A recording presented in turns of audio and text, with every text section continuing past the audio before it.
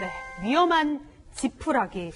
아무래도 이제 암 투병을 하시는 분들이 지푸라기라도 잡고 싶은 심경으로 그런 치료제를 구하고 있을 텐데 오히려 부작용을 주의해야 한다면서요. 네, 이 강아지 구충제죠. 네.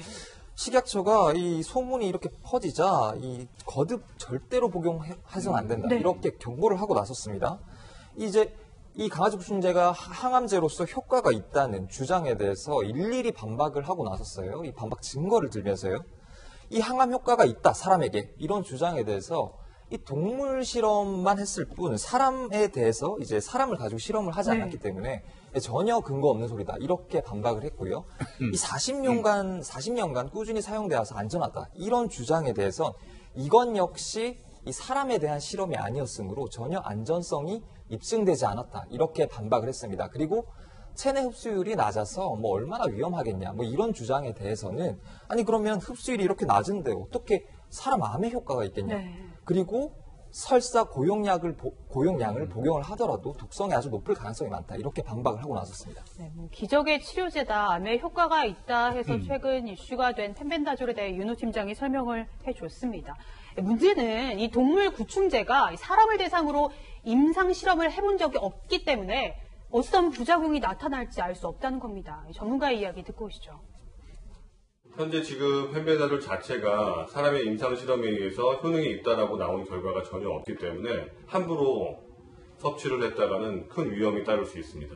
혈액이라든가 신경, 간 등에서 아주 심각한 부작용이 발생할 수 있습니다. 항암제와 함께 구충제를 복용하는 경우에는 약물 상호작용으로 인해서 예상하지 못한 부작용이 더 나타날 수 있고요. 사실 지푸라기라도 잡고 싶은 심정으로 이해는 갑니다. 변호사님, 이제 문제가 부작용이 나타났을 때 같은데 만약에 부작용이 나타나도 제조사의 책임을 물을 수 있습니까? 제조사의 책임을 묻는 건 어려울 겁니다. 제조사는 기본적으로 이것은 동물용이다라고 딱 한정을 하고 판매를 하고 유통시켰을 것이기 때문이죠. 그래서 이것을 사람이 사서 용도 외에 복용하다가 탈이 생긴 것까지 책임을 질 수는 없는 것입니다. 다만 이제 식약처 입장에서는 어떤 이런 것이 만약에 잘못된 유통을 방치했을 때 어떤 사실상의 책임을 물을 소식이 있기 때문에 이렇게 강하게 지금 입장을 밝히고 나오고 있는 것 같습니다. 네. 실제로 이 동물 구충제는요, 없어서 못 판다는 말까지 나오고 있는 상황입니다. 직접 들어보시죠. 아니, 없어요. 지금 다 품절 상태예요.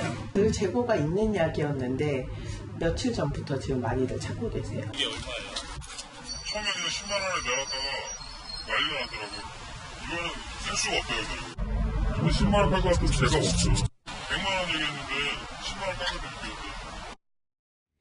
네, 저희 채널A 메인 뉴스에서도 해당 이 일에 대해서 심층해서 다루기도 했는데 사실 약국에서는 이 구충제가 품절 상태라고 하더라고요. 그러니까 20알에 2만 원에서 3만 원 정도 팔리는 약인 것 같습니다. 네. 그런데 이번 그 사태가 나고 난 이후에 20알에 100만 원에 팔린다는 거예요. 그러면 무려 50배입니다. 50배.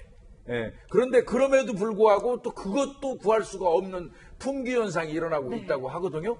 그래서 참 죽고 사는 이야기를 하면서 이런 얘기하면 뭐한데 동물도 피해가 갈 것 같아요. 이 정도 되면. 동물들 구충제는 아예 복용 못한다는 얘기 나올 것 같은데. 그렇습니다. 사실 이렇듯 품귀 현상에도 폭리까지 나타나도 암투병 중인 환자들은 이 약을 찾고 있거든요. 사실 그 마음을 조금이라도 이해해보기 위해서 암투병 중인 개그맨 김철민 씨와 또 다른 환자들의 이야기도 들어보겠습니다. 폐에서 간으로 전이됐고 뼈가 지금 상태가 좀 뼈는 전부 다 퍼진 상태고요. 주어진 시간이 점점점 없어지고 있는데 저한테 주어진 시간이 많이 없거든요. 저는 사기암 정도 되면 병원에서 항암이나 수술이나 아무것도 사실 효과가 없기 때문에 제가 망설일 이유가 있겠습니까? 국민신문고에 제가 탄원을 해서라도 약부할 거예요. 그건 당연한 거 아니에요? 팀장님, 사실 의약 광고 같은 경우도 굉장히 엄격한 그 심의 기준이 있는데 이런 후기들이 SNS를 통해 유통되는 것, 그걸 너무 다 믿어서는 안 될 것 같습니다. 안 되는데요. 아무튼 2019년 10월 28일 날 페이스북에 그 개그맨 김철명이라고 그러죠. 그 펜벤다졸, 그러니까 구충제에는 펜벤다졸 성분이 들어있는 건데 4주차 정도를 복용을 했다는 거예요. 그 본인이 복용한 뒤에 뭐라고 올렸냐면 통증이 반으로 줄었고 또 혈액검사가 정상으로 나왔다.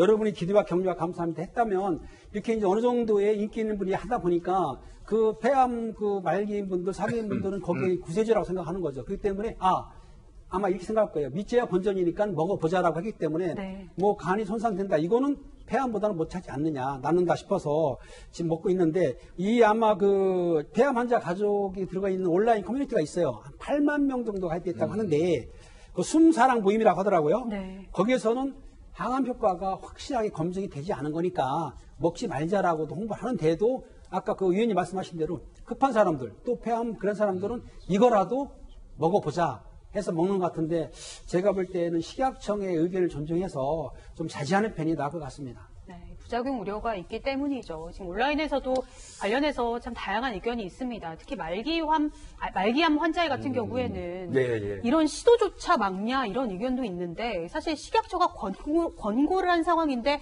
뭔가 이렇게 처벌은 없는 것이죠. 그러니까 아마 여러 가지 다양한 의견이 있더라고요. 아니 지금 그러면 이 동물에만 그 효과가 있다면 빨리 시뮬레이션 해가지고 사람한테도 이게 적용되는지 여부를 좀 실험을 하든지 빨리 지금 해야 될 거 아니냐. 근데 그게 금방 되는 건 아니죠. 네. 이제 그런 얘기도 있고 그리고 아니 지금 말기암 상태에서 곧 죽게 생겼는데 무슨 심각한 부작용 걱정하고 있느냐. 그렇죠. 이런 얘기, 진짜 일견 들어보면 그건 타당성이 있어 보여요. 솔직히 말씀드려서 지금 이 말씀을 드리면서 제가 한번 저한테 적용을 해봤어요. 네. 제가 만약에 말기암 환자라면 이 상황에서 이 약을 구하지 않을까요? 이건 함부로 누구도 얘기할 수 없는 그런 상황이라는 생각도 들고요. 뭐 심지어는 이런 얘기도 합니다.